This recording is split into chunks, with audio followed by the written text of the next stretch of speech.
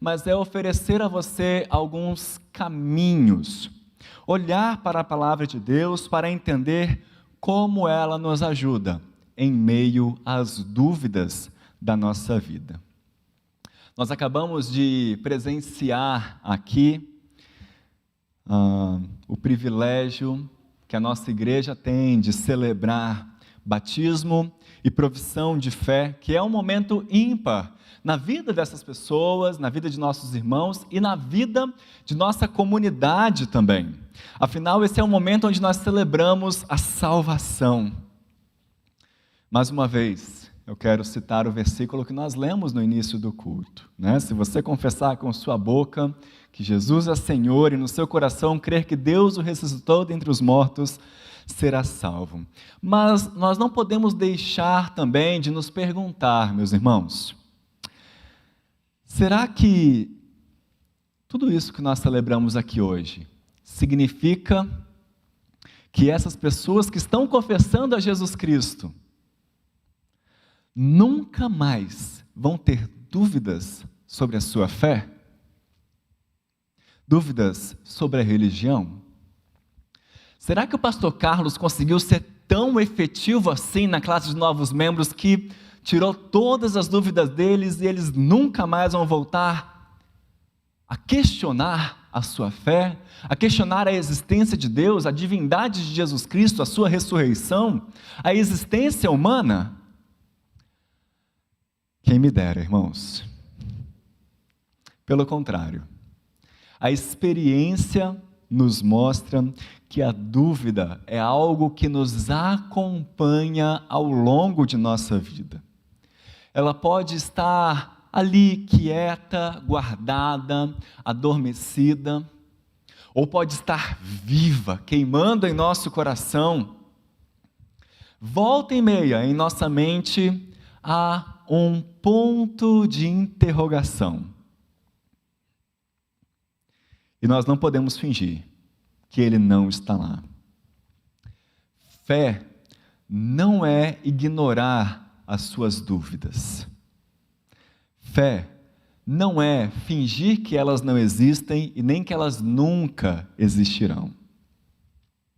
E o que nós vamos abordar nessa primeira reflexão e na introdução à nossa série é justamente a relação entre fé e dúvida. E para falar sobre isso, eu peço que você abra a sua Bíblia e leia comigo Hebreus capítulo 11, versículos 1 e 2. Esse texto estará aqui em nossa tela, você que está em casa pode nos acompanhar também pela sua tela, o texto aparecerá para você, mas se você tiver a Bíblia, abra a sua Bíblia, deixe-a aberta e acompanhe conosco. Vamos ler todos juntos a palavra de Deus, Hebreus capítulo 11, versículos 1 e 2, nós vamos ler esses dois versículos todos juntos. A palavra do Senhor nos diz o seguinte: ora, a fé é a certeza de coisas que se esperam, a convicção de fatos que se não veem,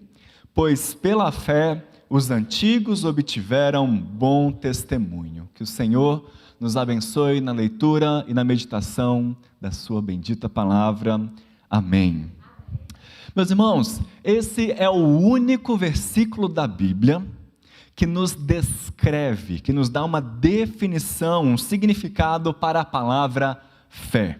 E nesse capítulo 11 da carta aos Hebreus, o autor começa a citar diversos personagens do Antigo Testamento, falando sobre a fé que eles tinham e como ela deve ser imitada por nós.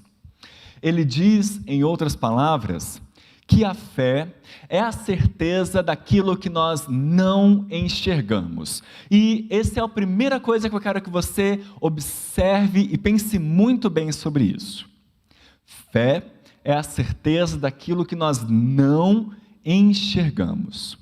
Vejam, não é a certeza daquilo que nós não conhecemos, não é a certeza daquilo que nós não sabemos, não é a certeza daquilo que nós não conseguimos provar,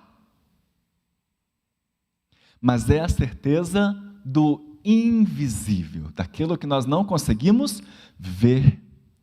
A fé em Deus não tem a ver com colocá-lo nas situações que não têm explicação. Você já ouviu falar disso? Que antigamente as pessoas criam em Deus, provavelmente você já viu esse argumento aí. Antigamente as pessoas criam em Deus porque elas não tinham como explicar os fenômenos físicos. E então falavam, é Deus. Aí começaram a descobrir que, na verdade, a Terra gira ao redor do Sol. Começaram a descobrir a gravidade, os raios ultravioletas, o ciclo da água. E então Deus se tornou desnecessário. Deus foi substituído. Deus era necessário somente enquanto houvesse lacunas no nosso conhecimento. Mas notem, meus irmãos, no versículo que nós lemos, a palavra do Senhor já nos mostra que ela é totalmente contrária a essa ideia. O nosso Deus não é o Deus das lacunas. Fé não é crer que aquilo que você não sabe explicar, você pode chamar de Deus. Fé é crer no invisível, naquilo que nós não conseguirmos enxergar. E nós não conseguimos enxergar algumas coisas por dois motivos. Primeiro, porque elas ainda não aconteceram, nós não estamos lá ainda. Por exemplo, a palavra de Deus nos promete com muita alegria, com muita expectativa, que no momento em que nós morrermos, nós estaremos imediatamente no céu com Cristo, desfrutando já do nosso descanso eterno e aguardando o seu retorno, quando Ele virá para restaurar todas as coisas em plena harmonia. Nós temos certeza disso, porque quem nos prometeu foi o próprio Deus. E por isso, mesmo que nós ainda não estejamos lá, mesmo que nós ainda não vejamos, nós cremos. A fé é a certeza daquilo que se espera. Em segundo, há coisas que a gente não consegue ver, justamente porque elas não podem ser vistas. Isso é uma verdade com relação a Deus, que é descrito na Bíblia como um espírito. Isso é verdade as coisas do mundo espiritual, anjos, demônios. A nossa confiança, meus irmãos, se baseia naquilo que Deus revelou em sua palavra, e nós levamos isso em conta em nossos pensamentos, palavras e ações. Por isso, a fé é definida como a certeza, a convicção de fatos que não se veem. John Stott escreveu um livro bem pequenininho, 60 páginas no máximo, que é um clássico da literatura cristã. E você não pode deixar de ler esse livro. É um daqueles livros que todo cristão tem que ler antes de morrer. E nesse livro, chamado Crer é Também Pensar. Então, anota aí, procure, leia, vale muito a pena. Crer é também pensar. E nesse livro ele afirma que talvez não exista uma característica cristã mais mal compreendida do que a fé. Isso porque fé, em primeiro lugar, não é credulidade cega. Alguns críticos do cristianismo definem a fé como uma crença ilógica na ocorrência daquilo que é improvável. Mas eles estão errados ao definir dessa maneira a fé. Fé não é credulidade. Ser crédulo, nesse sentido, é ser convencível, é ser completamente acrítico, incapaz de discernir, incapaz de raciocinar sobre as próprias crenças. E veja, meus irmãos, a própria Bíblia nos coloca que é um grande erro supor que a fé e a razão não são compatíveis. Tanto que ela chama a nossa vida, Paulo vai descrever a nossa vida como um culto racional. Pedro, na sua primeira carta, vai escrever que a palavra de Deus é como também algo lógico que Deus apresentou para a nossa vida.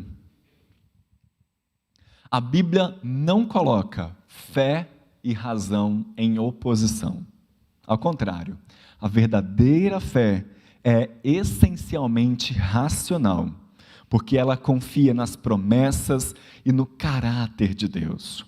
Um cristão que crê é alguém cuja mente reflete constantemente e descansa nas certezas que Deus nos traz. Em segundo lugar, John Stott também nos lembra que fé não é otimismo. Existe um grande movimento mundial que enfatiza o poder do pensamento positivo, da importância de se acreditar em si mesmo, de que as coisas vão dar certo, de que Deus vai agir, de que nós devemos repetir muitos mantras, muitas vezes decorar salmos, falar vezes após vez sobre eles, até que as coisas melhorem. De que nós devemos ignorar os fatos, ignorar as coisas ruins que acontecem conosco, o sofrimento, as tragédias da vida e dizer, está tudo bem. Nós somos felizes e atraímos coisas boas. Pense positivo e aquilo vai acontecer. Você provavelmente já viu também aí o movimento O Segredo, divulgado por alguns famosos, né? É justamente isso que eles ensinam. Pense positivo, que isso vai acontecer.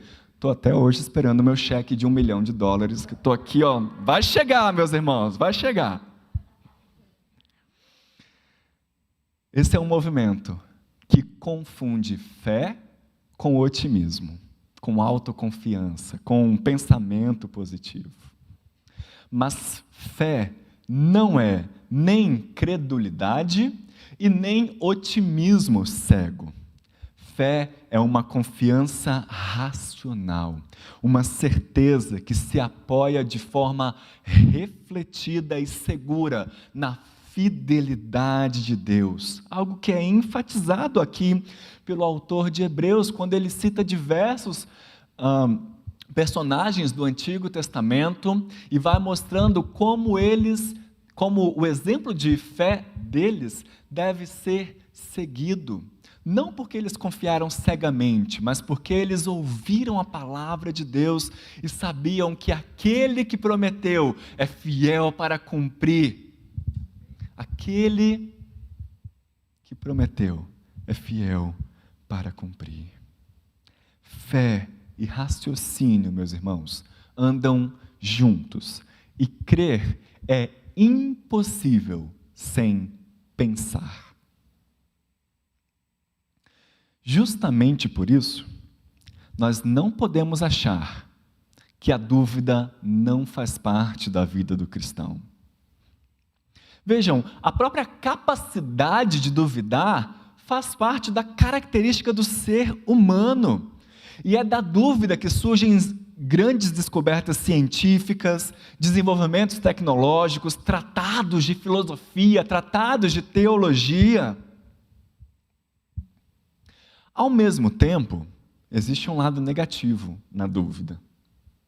Nós percebemos que a nossa cultura parece incentivar a dúvida para o lado mau, para um lado hostil quanto à fé. É quase como se nós tivéssemos que pedir desculpas por crer em Deus nos ambientes em que nós frequentamos. Nesse momento, devemos tomar cuidado porque a dúvida pode resultar de uma confusão ou do desespero, justamente por causa dessa hostilidade. Então, meus irmãos, é importante nós assumirmos que a dúvida é uma experiência de todos os cristãos, sejam jovens ou maduros. E justamente por isso, a maneira como nós enxergamos o relacionamento entre a nossa fé e as nossas dúvidas é fundamental. As dúvidas podem nos fazer entender como a fé é preciosa, como não há possibilidade da vida sem a presença consoladora de Deus. A dúvida permite que nós saiamos um pouco do nosso mundo da fé para o da incredulidade, para entendermos como esse mundo é hostil e aterrorizante. Por isso, sempre que você tiver alguma dúvida, sempre que você sentir acuado, hostilizado, lembre-se, veja a dúvida como um convite para alimentar a sua fé. Veja a dúvida como um convite para alimentar a sua fé. Aprenda a enxergar a sua dúvida de forma positiva. Veja-as como uma oportunidade e não como um problema, não como um sinal de fraqueza. Veja, meus irmãos, claro, é necessário nós admitirmos que não existe uma resolução fácil para o problema das dúvidas. Nossas dúvidas são muito profundas. Não há nenhuma receita simples e rápida que, se for seguida, vai dissipar completa e definitivamente as suas dúvidas num passe de mágica. Provavelmente você terá que trabalhar pouco a pouco, durante muito tempo, os seus próprios questionamentos. Tudo isso num processo muito lento.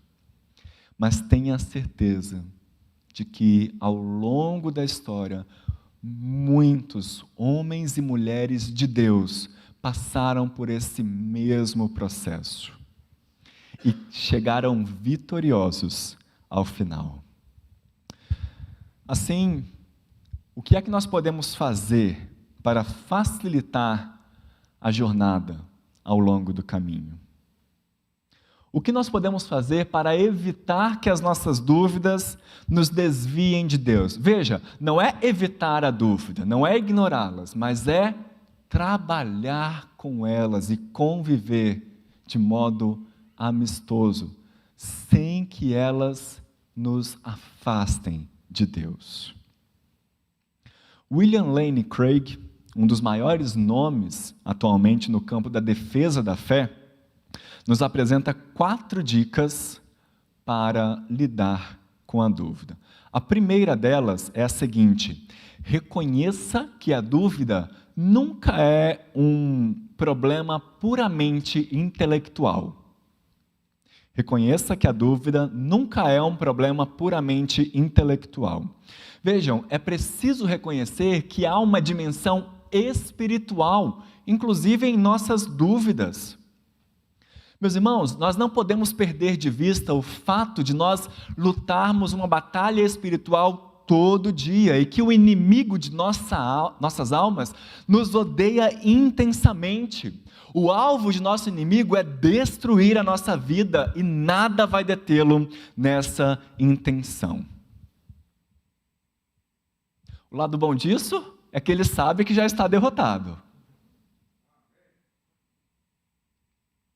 C.S. Lewis, o autor das famosas Crônicas de Nárnia, que foi não só um literata, não só um filólogo, mas também teólogo e filósofo, ele escreve que muitas vezes a dúvida pode ser parte da estratégia do diabo para imobilizar e debilitar a fé e impedir que a pessoa seja usada por Deus.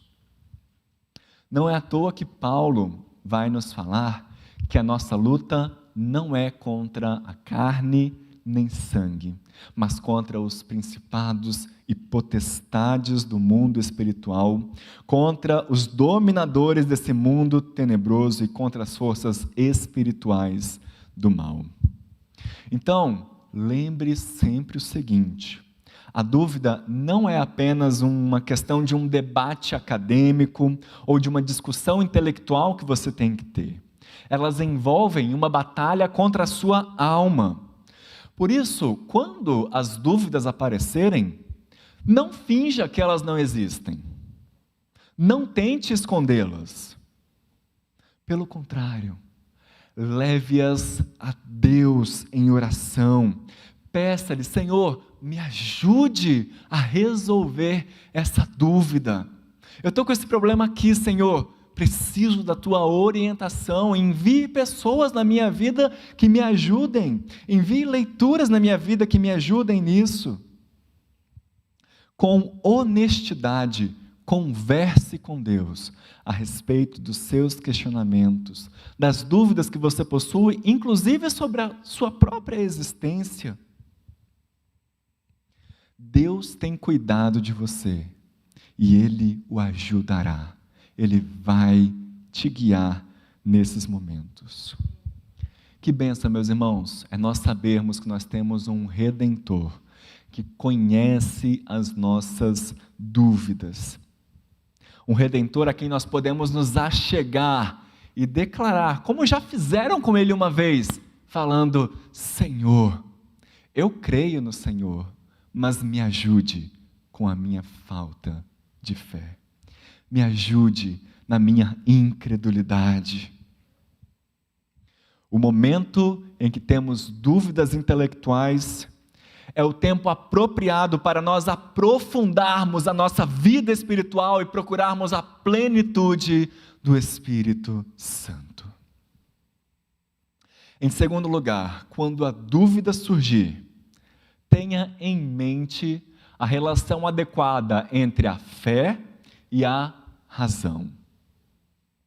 Tenha em mente a relação adequada entre a fé e a razão. A própria Bíblia nos diz que a fé verdadeira se evidencia pelo próprio testemunho do Espírito Santo dentro de nós. O que isso quer dizer, meus irmãos?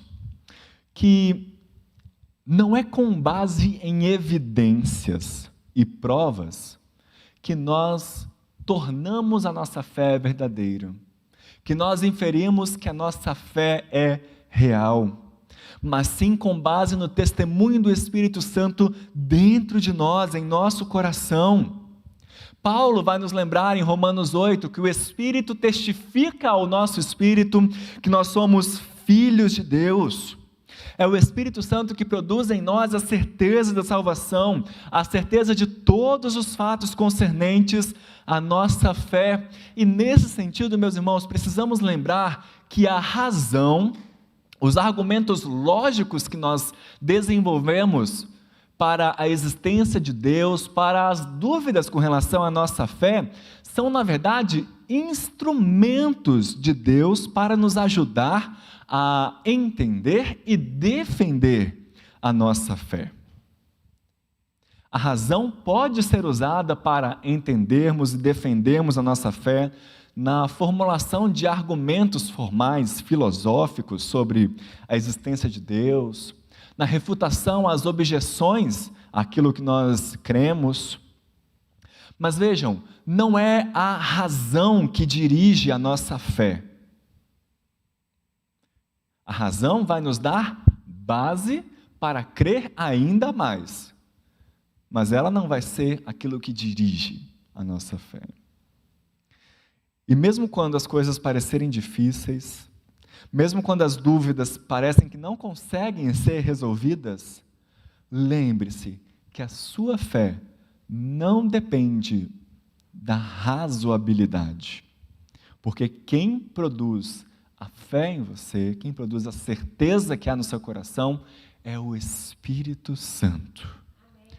Tenha sempre em mente a relação entre fé e razão.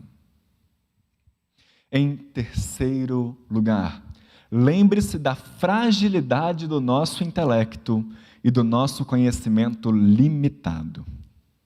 Lembre-se da fragilidade do nosso intelecto e do nosso conhecimento limitado. Sócrates dizia que ele era o homem mais sábio em Atenas, porque ele sabia que não sabia de nada.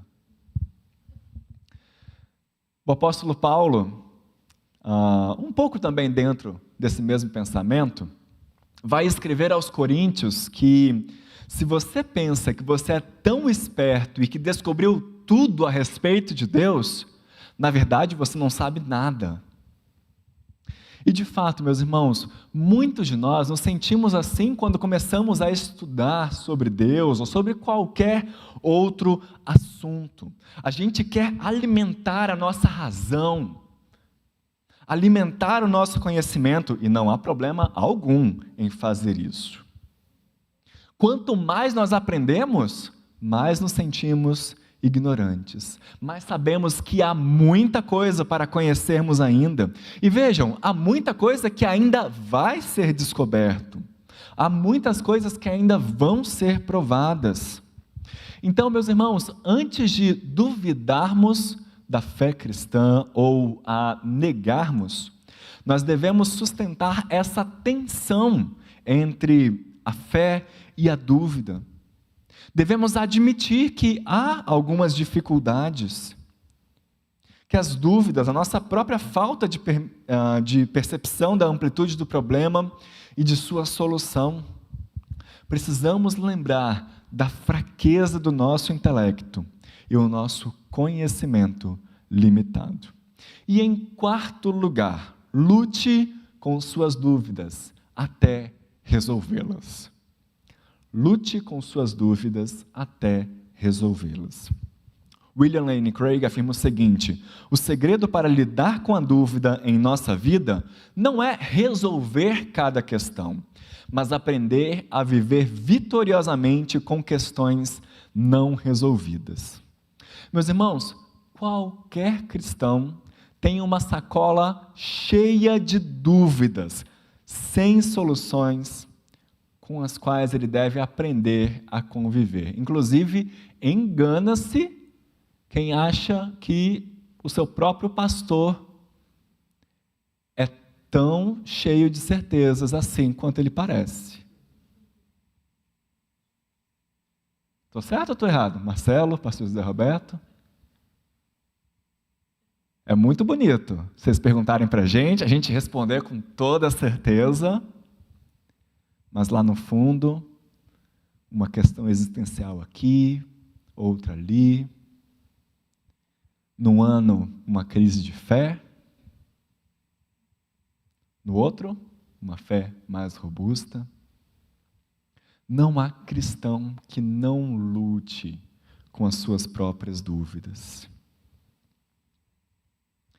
E justamente por isso, meus irmãos, é necessário, mais uma vez, que nós lutemos com elas. Aprendamos a conviver. Deixemos ela guardada, mas volta e meia, tira ela dessa sacola, tira ela da sua mente e trabalhe para responder às suas dúvidas. Procure seus pastores, procure um material escrito, procure material no YouTube. Procure seus amigos, pessoas que convivem com você. Pode ser que num primeiro momento você não encontre a solução, ou que a resposta que você tem encontrado não seja tão satisfatória, ou suficiente ou bastante para te deixar em paz e convencido, mas creia que com o tempo você vai adquirir maturidade, e aquela dúvida vai ou se dissipar, ou você vai aprendendo a lidar com ela. Então, recapitulando, reconheça que a dúvida nunca é um problema puramente intelectual. Tenha em mente a relação adequada entre fé e razão. Lembre-se da fragilidade do nosso intelecto e do nosso conhecimento limitado e lute com suas dúvidas até resolvê-las. Mas, meus irmãos, eu não posso terminar essa mensagem e ficar com ela somente no âmbito intelectual, né? Por isso eu quero, encaminhando então para o final dessa mensagem, citar algumas dicas práticas para lidarmos com as nossas dúvidas. Em momentos difíceis, quando pontos de interrogação estiverem ali rondando a nossa mente, existem algumas atitudes que podem nos ajudar a sanar as nossas dúvidas e desenvolver a nossa fé. Quais são elas? Primeiro, leia a Bíblia todos os dias. Leia a Bíblia todos os dias. Se você puder, utilize um plano de estudo. Hoje há milhares de planos de estudo disponíveis na internet, aplicativos de celular que podem te ajudar nisso. E mais, se você puder, anote os versículos que te ajudam, que te tocam, que se aplicam à sua vida. Se você puder, decore-os. Identifique as áreas na sua vida que precisam ser trabalhadas à luz da leitura da Bíblia. Segundo, leia livros que o incentivem a pensar sobre o conteúdo da sua fé. Há muito material disponível sobre a defesa da fé, muita coisa que pode ajudar a tirar suas dúvidas. Estude teologia, estude história da igreja, estude filosofia. Esses materiais vão te ajudar a ampliar o seu horizonte e a entender tudo aquilo que já foi desenvolvido, quais dúvidas já foram respondidas ao longo do tempo e vão te ajudar também a lidar com as suas dúvidas. Terceiro, leia livros que estimulem o seu pensamento sobre oração e devoção cristã. Como nós falamos, embora a dúvida deva ser vista como algo positivo, nós devemos lidar com ela, em muitos momentos elas acabam nos afastando de Deus, esfriando a nossa fé.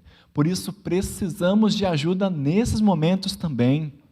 Em períodos em que nós nos sentimos com dificuldade para orar, livros de espiritualidade, livros sobre oração, sobre devoção cristã, vão nos ajudar justamente nessas áreas. Em quarto lugar, meus irmãos, faça uma espécie de diário espiritual.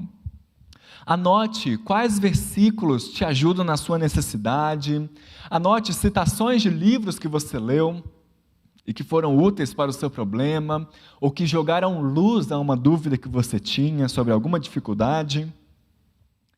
Em quinto lugar, examine-se a si mesmo. Faça uma lista de suas prioridades, tentando entender a importância da sua fé. Identifique as suas ansiedades, seus medos, identifique como isso aumenta a sua dúvida. Domine o seu tempo, seja disciplinado com relação à leitura bíblica, à oração e ao trabalho ou ao estudo. E por fim, em sexto, desenvolva uma disciplina espiritual. Estruture a sua vida de modo a levar Deus a sério. Encontre tempo para Deus. Separe um tempo deliberadamente para estar a sós com Deus, lendo a Bíblia, orando. Sem isso, a nossa fé se torna vulnerável.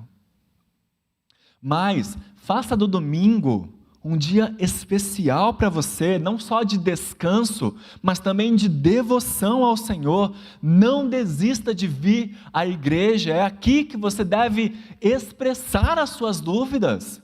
É aqui que você deve se colocar diante do Senhor para ser edificado por Ele. Não desista dos seus amigos cristãos. É justamente em momentos de dúvidas que essa relação mais pode nos fortalecer. Conte, meus irmãos, conte com seus pastores, conte com seus presbíteros. Eles têm estudado diariamente para te ajudar na caminhada cristã. Nem sempre a gente vai saber responder a sua dúvida, mas conte com a gente para tentar, para caminhar junto, para fortalecer as suas mãos. Todos passamos pela experiência da dúvida. E graças a Deus, não precisamos passar por isso sozinhos. O Senhor nos envia o seu Espírito Santo, que nos direciona para toda a verdade. E o Senhor nos coloca numa comunidade de fé. Nos chama para sermos o seu povo, para juntos fortalecermos uns aos outros. Eu termino repetindo aquilo que eu já disse, meus irmãos. Talvez não haja uma resposta tão simples ou fácil para as nossas dúvidas.